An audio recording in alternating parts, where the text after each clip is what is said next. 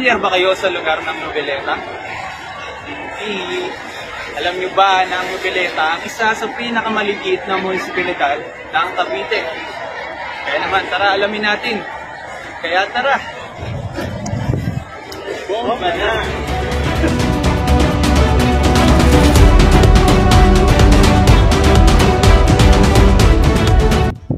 Alam nyo ba na ang Noveleta, originally, ay part siya ng Kawit, Cavite at ilang part din ng Cavite City.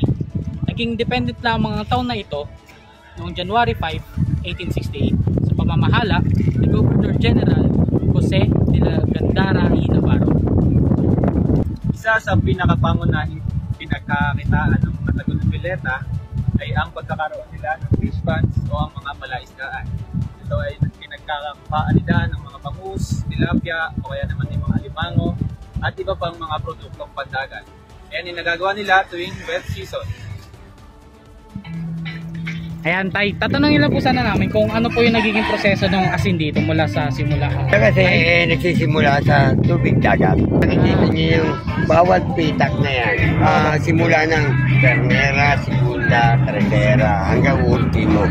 Ngayon, ang proseso niyan, ang primera, kumbaga pinapasukan namin ng tubig dagat yan, may grado na ng 5% ang alat. Matagal siya ng isang araw, ililipat namin sa second, sa segunda. Yun, tumataas na siya ng mga, kung 5% doon, mga 7%. Ang tinitindi ng alat ng tubig. Ayan, sa bawat pitak na ganito, lalagyan mo siya ng mga 25 o 28 timba. Okay po. Hanggang sa tatamaan kinabukasan ng araw yan. Kinabukasan nyo, makikita nyo, nagkakalamin na yan. Nagkakalamin. Babasagin yung anya yan.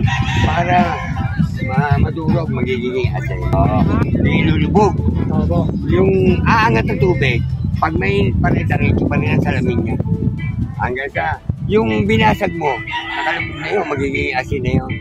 Pagdating ng alas 4 o 4:30, kailangan kayurin mo siya. So, tulong, kakayurin, hanggang sa magiging asin ng asin. Ito po, itong ano na to, ano to? Ang kawan, kung tawagin. Ang kawan yan. Ngayon, ang proseso,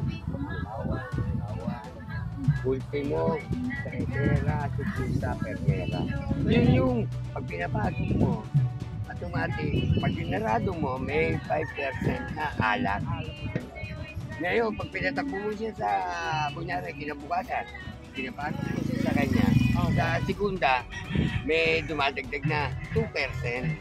Oo, hanggang sa pataas ng pataas yung alat ng, hanggang sa dumating dito sa punto, matindi na alat niya. So, sa kawan po, ano pong meron dito? Bakit po nagkakaroon? Hindi. Ito kasi ang proseso. Kaya hindi kasama sa ultimo. Gawa kasi yan yung pinaka-division na para hindi po siya mahalo doon sa may mismo. Ito po tayo, yung mga bilog-bilog po na yan. Ano po kaya yan? Mga tapayan yan, kung tawagin yung mga balon na talagang ginagamit sa asinan. Gusto namin sa magulang namin, isinutuloy namin yung proseso ng magulang namin.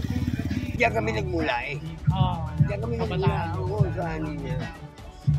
Ang asin po wala namang punan, kundi hirap. Yung pagod lang yung pagod lang. Puputi pa yan pag tumaga. Dahil ito basa.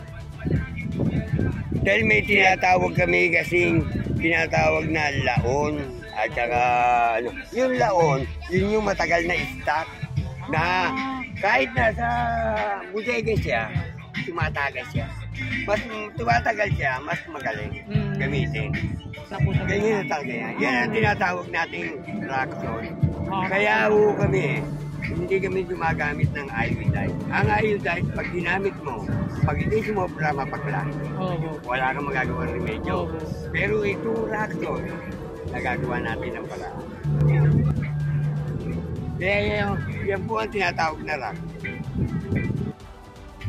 So ayun, pag dry seasons naman, mabenta din yung paggawa ng asin. kanina, pinakita natin na kung paano gawin, o may na-interview tayo kung paano gawin, tawag doon is irasan. Dito sa lugar na to, tinatawag tong PIP. Kasi, mayroong school na Technological Institute of the Philippines, and yung mga students ng maritime, since katabi to ng dagat, doon sila nagte-trading.